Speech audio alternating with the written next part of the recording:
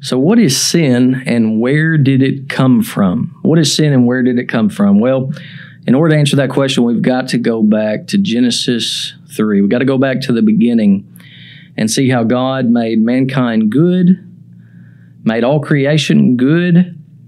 But then in Genesis 3, after male and female are created, Adam and Eve are created, and we know that God has put in there's one tree in the garden that's forbidden, the tree of the knowledge of good and evil. All other trees were permitted to Adam and Eve, but not the tree, the knowledge of good and evil. And so when you get to Genesis 3, there's a new character that is introduced, and this is the history of creation. And that character is the serpent. And, Eve knew that she was not supposed to partake or even touch of the tree of the knowledge of good and evil. And the serpent says, well, has God really said? And, there are folks that look at that and they say about that scene in the garden, one particular person is named Melinda Selmes, and she's a Roman Catholic. And she argues that whenever Eve looks at the tree and starts talking about how it can benefit her, that forbidden tree in Genesis 3:6, Melinda says that she's noticing something objectively beautiful about the tree, something objectively good. But that does not work, because why would the serpent need to be introduced? Why would the serpent have to be introduced in order to tempt Adam and Eve? Because the tree could have done it itself. The tree could have tempted Adam and Eve without the serpent ever pointing out the goodness of the tree. The tree was forbidden. It was forbidden. It was not good for Adam and Eve to partake of it.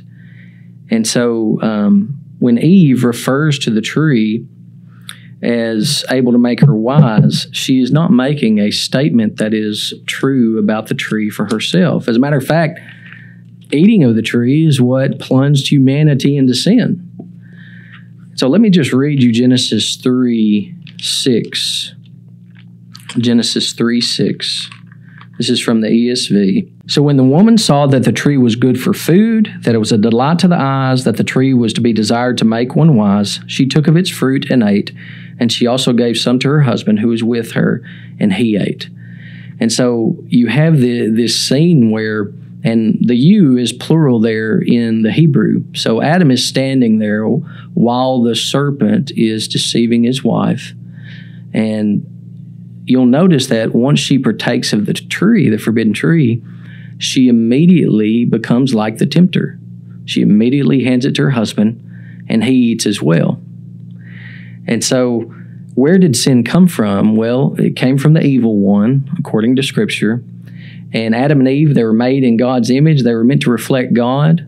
And so they were meant to view creation the way that God told them to view it. But the devil came along and said, well, has God really said? And he wanted Eve to view creation the way that the serpent saw creation. And so that's what you have going on in the Garden of Eden, where instead of submitting to God, you have Adam and Eve submitting to the evil one. So they start viewing creation the way the evil one did. And so instead of reflecting God, reflecting his design, they start to reflect the evil one.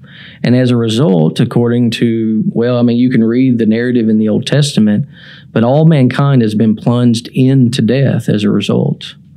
Creation has been changed.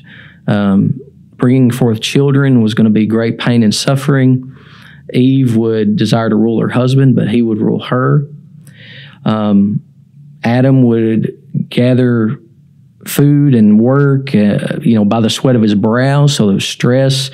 Creation's essentially going to be trying to kill humanity ever since the Garden of Eden. This is why there are tornadoes, earthquakes. This is why the temperatures fluctuate like they do. Just everything that is wrong with creation goes back all the way to the Garden of Eden. Paul says that God has subjected creation to futility where it is groaning for redemption, the hope of the redemption of mankind.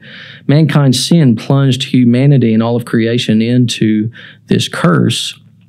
And this is why with Jesus, why his miracles are so essential, and why they are the way they are. Like, why does this storm, whenever they're on the boat, why does this storm arise?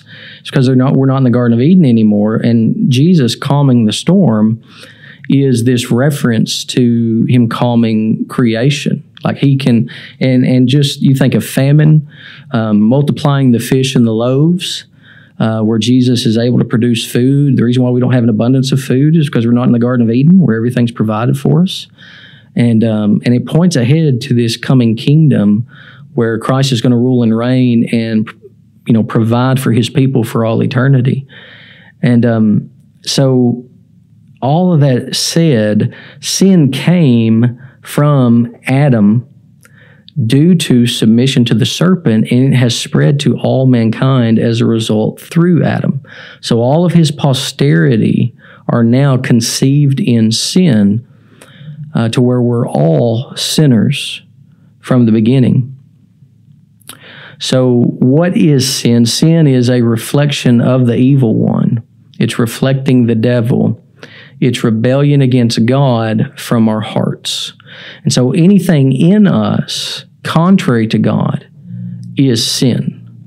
In other words, the question is not really what is sin. The question is, what is obedience to God? What does God require of us? And the answer is obedience from our hearts, according to Matthew 22:37 through 39. And Jesus is just quoting Deuteronomy and Leviticus when he says we're to love God with all our hearts, souls, and minds, and love our neighbors as ourselves. And so we're supposed to love God from our hearts. And anything in us that does not love God and does not love our neighbor is sin. And so that's what sin is. And where it came from is Adam and Eve, ultimately the devil. And the only answer, the only remedy for the sin that is in our hearts is Jesus Christ. And so I hope that you're trusting in him.